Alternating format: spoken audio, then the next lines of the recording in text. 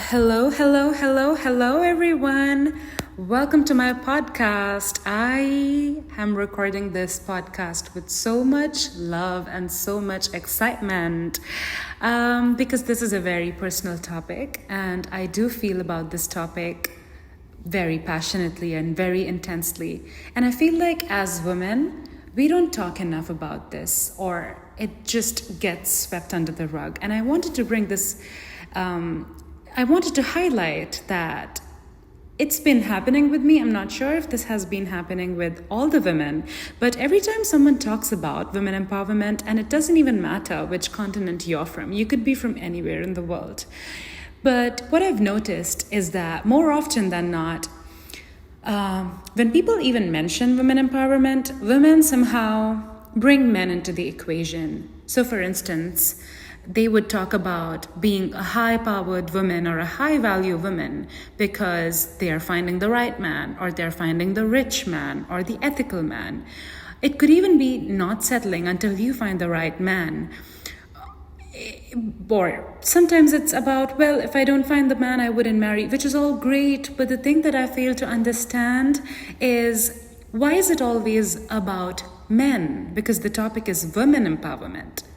And what we can do as a society is to understand that every time we talk about women empowerment, it doesn't have to do with men at all. Not to analyze men, not to think how our lives are going to look like with a certain man, not to rank men or grade them in the order of priority. So if you choose a rich man over a poor man, you don't automatically become empowered. Absolutely not. You just become a woman with priorities.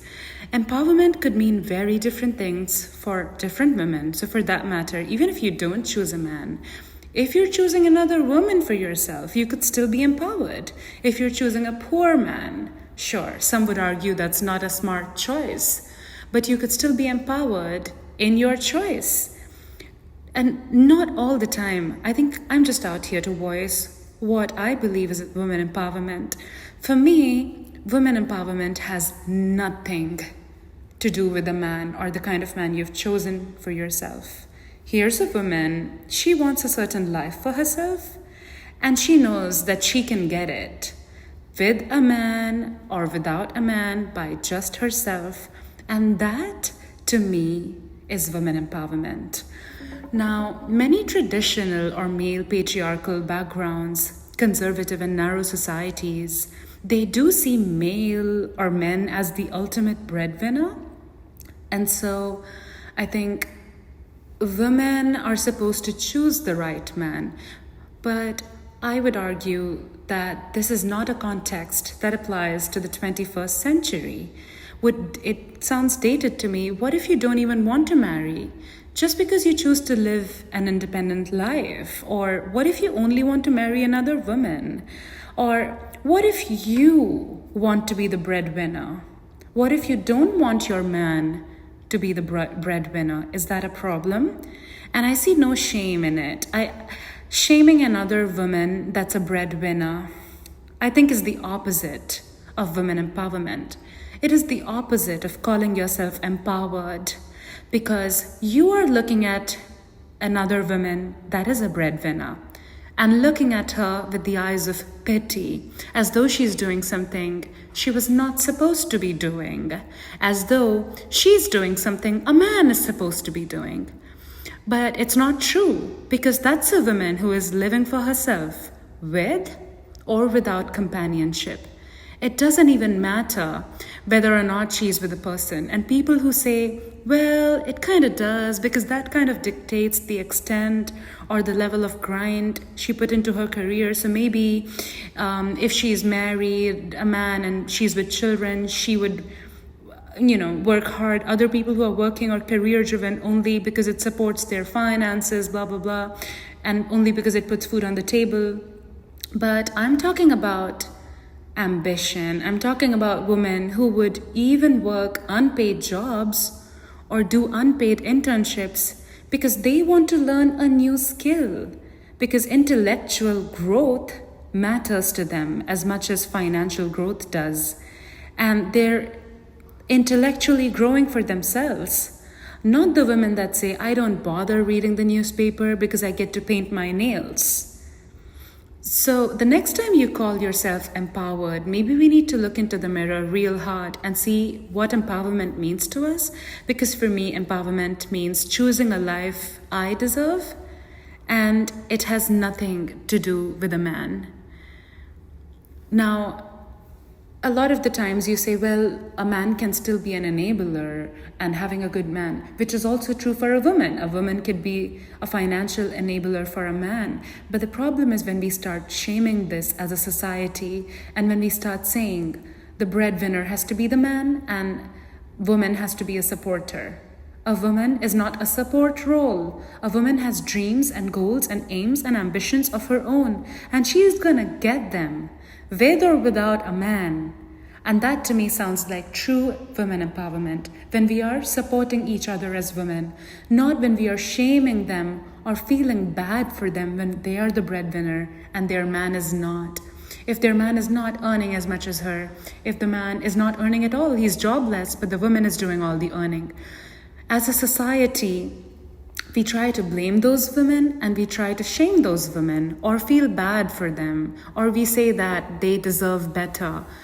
But no, they deserve beautiful, and their life is beautiful just the way it is. Because if we say that a woman should not be a breadwinner, we are actually falling back into the same old pattern of male patriarchy that we've fought so long and so hard to run away from, to get away from, to upgrade, to develop. We need to support each other. And I think that can only happen if we become proud of women that are breadwinners, and we encourage women that are breadwinners, not feel pity on them, or not feel that their husband is not a suitable candidate because he's not earning more than them. That's very dated conversation. And one may argue, well, women has to be pregnant, women need to raise a child, women have to do other things that men don't do, so there's a balance. What I'd say is it's very interesting. A lot of women who say that, most of them are not married. Most of them do not come from families that are functional. They come from dysfunctional families. They have toxic parents. They don't have good examples of what love looks like. And the other women, most of them, they don't want children. They never want to get pregnant. And some of them only want to adopt children, but they don't want to be pregnant. And so the whole concept of if a woman is going to be pregnant, it's going to be hard for her to raise a child and then to also look after the finances, and that is why a man needs to earn more. It's really only just 20% of women that we're talking about who can and want to be pregnant. And then those 20% women don't really have a problem with it. And it's not about having a problem with it. It's about understanding that even with pregnancy, both my sisters were pregnant twice. My mom was pregnant 3 times. My friends were pregnant. I know how pregnancy looks like. The first 2-3 months, you don't always even know that you're pregnant until you've had a pregnancy test. You're missing your periods. You don't know that. So by the time you realize you only need like a month and a half of leave, you're able to do most things. Obviously, you're not bending a lot and you're changing your diet a little bit. But it doesn't ask a lot from you unless you're sick, unless you're not well and you have complications in your pregnancy. And it's not very common to have complications. And that's a separate illness we are talking about. Obviously, the man needs to step up if you have a complicated pregnancy. But more often than not, when it's a good pregnancy, you only need to step up after the child is born, he or she has come into the world. And I've seen women, especially in India, no matter how much people say India is conservative, the women there are very progressive. They are breadwinners, proud breadwinners, and they have babies, sometimes twins or triplets, and they're going on business trips, breastfeeding the baby in boardrooms, meeting rooms full of men and women and CEOs. And they're doing it like they own and claim the space. Not because they won't get paid. They may still be getting the same payment, but they're doing it because they want to work, because work is meaningful. And they're not prioritizing work over their child, they are balancing it beautifully. And their man is supporting them in the best way they can. And this is beautiful. This is not to be shamed.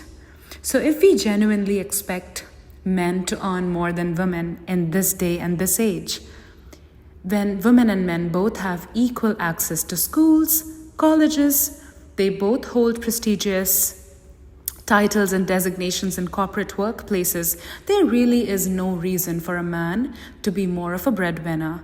If the man can go home and cook, if the man can clean the house, if the man can change baby diapers, and you can, win the bread, there is no harm in looking at that and calling that beautiful. And I think we really need to stop pitying the women that are breadwinners, and we really need to encourage that behavior. The only way women can lead, women can become leaders, directors, CEOs, founders of startup companies, make billions out there, is if they are not looked down upon for doing that stuff. And if they want to do it even when they have children, even when they are pregnant, and if they don't want the fact that they have kids or they're pregnant to stop them from getting there, and if there's a man in their life that they absolutely love for the sake of love, not for the sake of his money, but for the sake of unconditional love, then that has to be celebrated, not shamed. Anyhow, let me know what you think, but I hope this message landed.